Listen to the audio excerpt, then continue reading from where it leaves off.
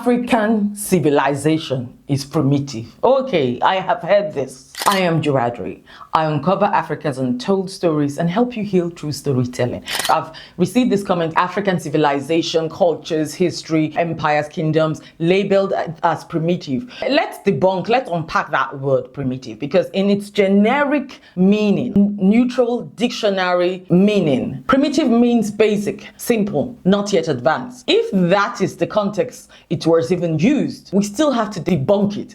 But it is actually used within a historical and colonial context and ideology that is important to address, because the word is negatively charged and loaded. Now, when Europeans expanded their journey into the African continent, Asia, and the Americas, they often used the word primitive to describe the people, the culture, and the technology they encountered. But it wasn't just a neutral description. It carried judgment and ideology. So these European colonizers, they believed that you could rank societies based on a scale of primitive to civilized. So by labeling these indigenous cultures they met or they encountered as primitive, they could put themselves on the other side of the scale and say these cultures were stuck in the early stage of human progression. So that now became a justification for colonialization. By calling people primitive, that is now an excuse, a moral excuse to justify how you treat those people. So conquest. So the argument was that these people, so-called now primitive people and cultures, they needed guidance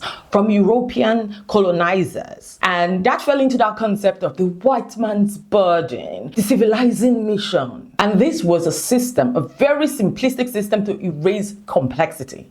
That word implied that these indigenous cultures in Africa, in Asia, in America, they lacked advanced political system, they lacked trade network, they lacked science, they lacked art, they lacked medicine, they lacked architecture. A very clear example I encountered when I was researching for my film, The Custodians of the Red Gold. The Benin Empire.